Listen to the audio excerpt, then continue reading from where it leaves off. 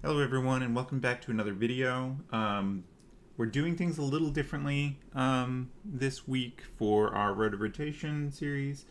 In my testing with this leader today, I kind of realized that OP13 has power crept just a little bit too much for any of these leaders to really keep up. So I'm changing format just a bit to concentrate mostly on kind of what I would think going into these leaders and go through some cards or whatever that might work for the leader. And we'll shy away from the gameplay videos for a bit now and just treat these as kind of like a deck building experience. If the decks are good enough, I will still go back and play some sim games, and I always do when I'm crafting out these videos, but I will record some videos for you guys so you can kind of see how they work in action. But for the leaders that don't quite get there anymore, I will just focus on the deck check part. So today's leader is the OP02 purple-black leader Zephyr. He is a 5,000 power leader with 4 life, and when attacking, Dawn -4.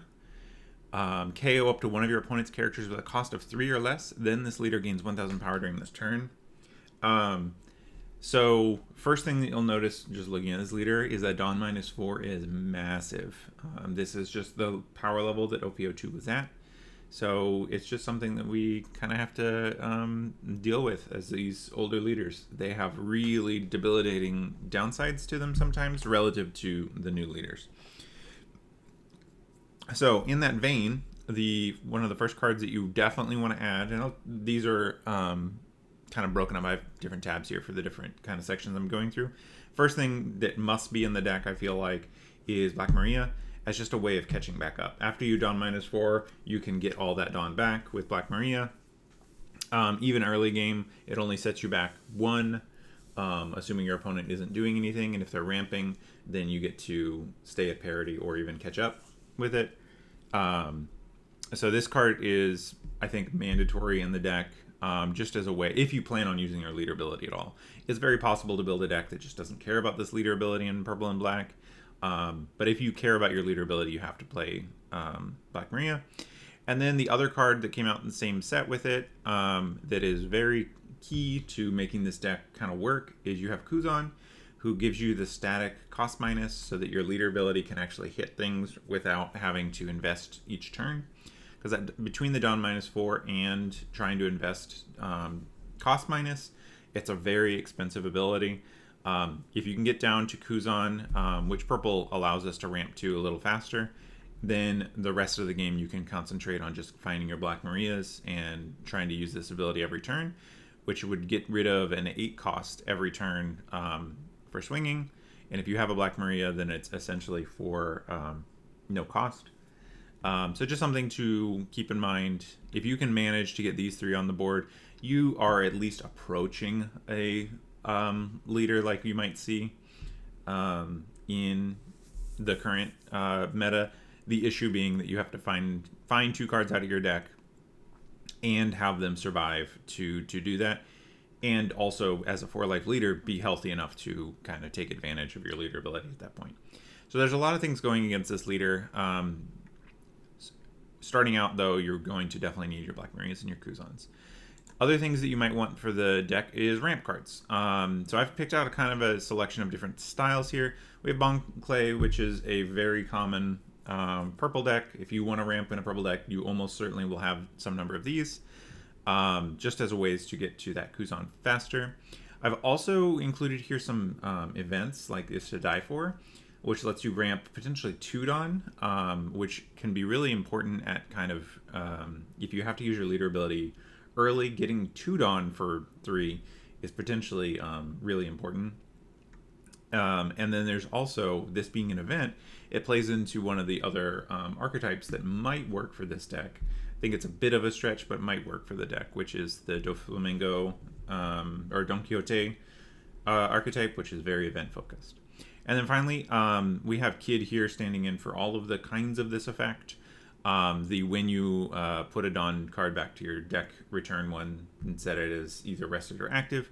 I think Kid is probably the premier one just because he blends the thing of having you pretty decent utility, giving you blocker. He has a 1K counter, and he gets the card back active.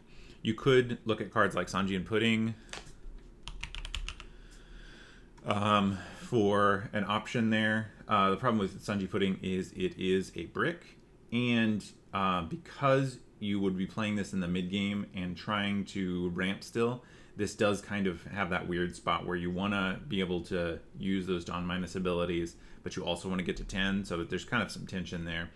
If it wasn't a brick, then it would be much more includable. But if you run out of time, these brick style cards are really quite a liability. So I didn't end up kind of highlighting it as one of the cards. Another one that is probably one that you want, or at least can consider in some number, is just the Pudding from OP08, which does the same thing as Kid, but it does not have blocker, comes out a little earlier, and the Dawn comes out rested. So kind of a trade-off going through those. Suffice to say, this deck does want some amount of ramp, because if you can get the Kuzan out early, you're at least trying to compete in that fashion. But yeah, this is the ramp category. Next up is the cost minus category. So there's a lot of different options here. I've highlighted Suru, who's a 2K, gives you -2, which can be useful. Uta, who can come out early. This one would probably work best in a version that tries to use regular black KO abilities more frequently, and then uses the leader as just like your stretch. You can shave a few copies of your KO cards because your leader does it in the end game. But if you can get this out early and keep their board clear, they have difficulties getting rid of it because it can't be KO'd by leaders. So definitely something to consider in a slightly different, more traditional black deck. We also have the classics of Hina and Kuzan. Biggest problem with these two is they are bricks, and especially as you are trying to use a lot of your hand to ramp, having too many bricks to keep you healthy in the early game can be a problem. Laboon kind of splits the difference there, being a card with counter, and he can give that minus immediately like Hina can. The problem being that he comes out vulnerable. And then finally we have the Shirahoshi, who is also a pretty good option. While you don't get very much pressure out of it, you do get the minus and a blocker in the late game. So these are the kinds of cards I would consider, at least in some numbers, just to kind of supplement the Kuzan top end, because you'll need something else to use the leader ability if you're planning on digging into it. And you would just want to pick kind of what fits with what the other cards in your deck are, considering maybe counter numbers, because if you can get Suru in there, that can cover one of your 2K slots. These three are all bricks. This one can be defensive. This one can be a little more offensive. So there's some variation on what you want to do. Next category we have is the Doflamingo package, which I think is pretty interesting. One of the reasons I even noticed this one is that Rosinante is also a Navy card. So if you are using some of these Navy cards and you're using maybe searchers to find some of them, you would also be able to find Rosinante. And if you find yourself in a spot where you're running enough events, this can be a pretty reasonable card. You use your events to help compensate for your 4-life leader. So it was an option. I tried exploring it. I couldn't quite find the ratios. I do think that there is a potential that could be a decent thing. The problem is that most of the cards that Doflamingo package wants are purple, and then you're not getting the cost minus you might need for leader ability. So it was kind of an interesting tension. The other thing that was kind of awkward is if you don't have a way of getting your Dawn back, using the leader ability turns off Rosinante's ability, because it's Dawn -4, you go down to 6 cards. So you do not get to restand Dawn off of Rosinante's ability. So definitely something that you need your Black Marias or something like that to make that work.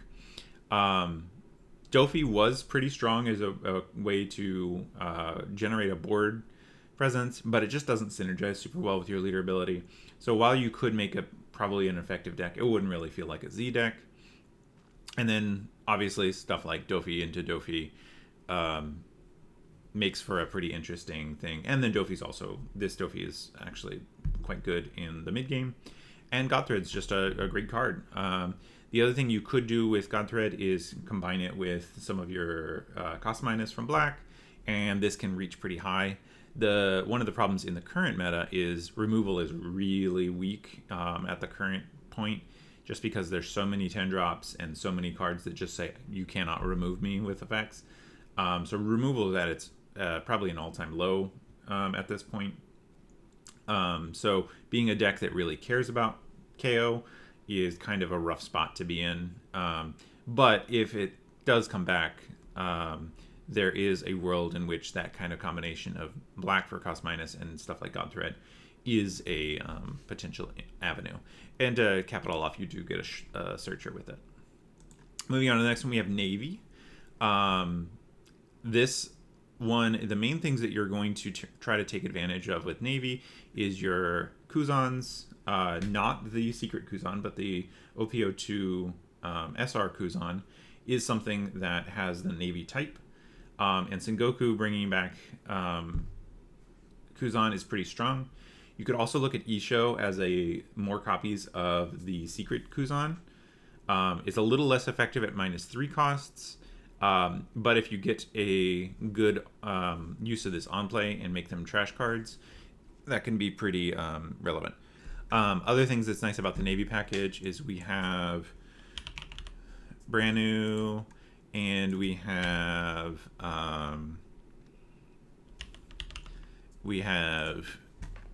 two searchers essentially. We have this brand new as a character searcher, and we have the Navy searcher here, which can both kind of supplement out and give you some consistency.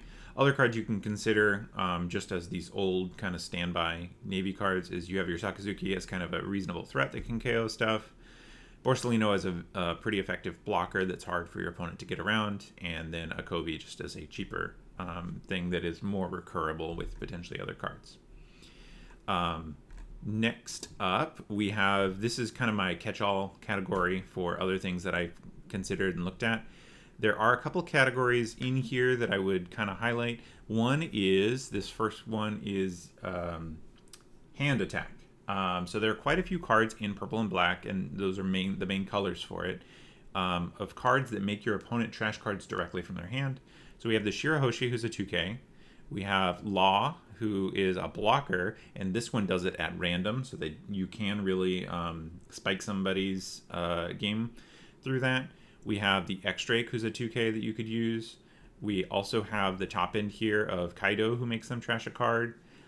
So there's a good number of cards that all interact with that trashing thing. The biggest issue is they're all capped on number of cards in your hand, so you have to kind of regulate and pay attention to how many cards they have in their hand, which can be a lot of mental load for, while good payoff, is kind of lessened in its impact because of these things. If your opponent is at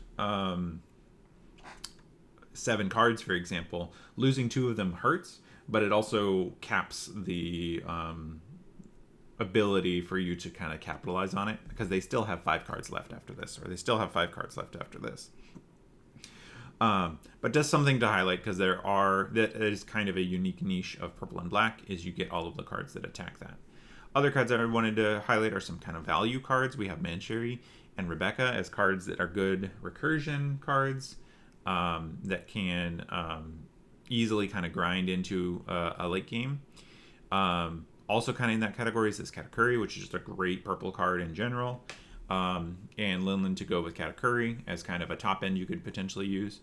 Linlin also can benefit just marginally from the cost minus that black provides here.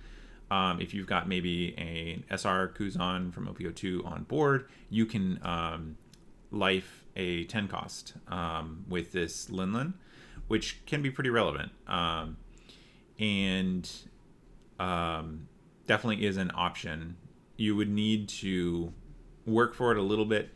and you're giving your opponent a life, but sometimes that is a good place to be if that 10 drop is maybe one of the cards out of ace. Those 10 drop Newgates, putting them in life means that they don't get to block, and you can set up for a turn where you can know that they have a 0 counter in life and really go for it. Similarly, Kaido can work in those situations where you give just a little bit of cost minus, and then you can KO a 10 drop here. Other cards I haven't gone over yet, we have Rayleigh and Sanji. These ones are pretty good as aggressive bodies that kind of fit into a curve as just ways of attacking somebody's board that don't involve using Dawn, don't involve using cost minus, just as ways to kind of exert control without using up too many resources, because your leader will need them in the future. I like kind of both of them. I play them in Robin, who's a pretty resource denial heavy deck, and I think that this deck could fit in that same vein. The other two cards left on this category, we have Magellan, who's found a kind of new home in this current meta at really stifling opponents' ability to play their top end plays by just taking away one critical Dawn at the right time. It's going to be a real big one, and your opponents have difficulty swinging back into it because they don't want to lose an additional turn to it. And then finally, Sanji. It's very often that you will find yourself, after using leader ability, weaker than your opponent or less Dawn than your opponent. And so this being able to be a 2k that comes out as a 3-cost 6k blocker is pretty strong in this deck. So those are the main categories I wanted to go through. Here is a kind of example deck of where I kind of rounded out for this leader. I would not say this is a good deck, but I would say that this actually plays a game and does something with the leader. So for ramp, we have Zorojuro, Black Maria, Pudding, and Bentham alongside Godthread. You want quite a bit of this in your game because realistically you want to mulligan for Kuzan. Look for it as quick as you can and really dig into it. And if you can get Katakuri or Kuzan on board early, that's your best chance at winning the game. So you want a lot of possible ramps. Once you are at the end game, especially if you have Kuzan, you want the Kid and Pudding as ways to get your Dawn back to make this ability a little less expensive on you. Zorojuro can also work in that vein, although he probably won't be able to do it over the course of multiple turns. And Katakuri also helps mitigate it. So the game plan is ramp using Zorojuro, Bentham, and Godthread to get to an early 10, play down a Kuzan, and then on the following turn try to get down a Kid or a Pudding or a Katakuri and start using your leader ability as much as possible, removing 8Ks as you can. If you need a little bit more to get up to the 10, you can use the Suru to do that. Kuzan, if you have found an opportunity in the early game, or if you maybe just after playing Kuzan you go Kid into Kuzan, then you're set up to remove whatever they may play, and you can still use leader ability going back to 9 on the following turn. So yeah, this is just where I kind of ended up. And I hope you guys would let me know if you find any other lists that maybe work. I would not, don't be disappointed if you try this leader and just nothing seems to work. The new leaders from OP13 are way overtuned compared to this guy. So if you do find a list that works, you have found a very special list. So make sure to share it in the comments. But I hope you guys enjoyed this kind of new format for the thing. It'll make it a little less downer when it comes to these videos, because it doesn't feel great losing too many games in a row trying to find something that works. But I will see you guys next week for the final leader from OP02, which is going to be the Mono Black Smoker. which has the potential of, if I don't hit emus all day, I might actually be able to play a couple games and show those. But if not, we'll end up going over that deck next week. But thanks for hanging out, and I will see you guys next time. Bye.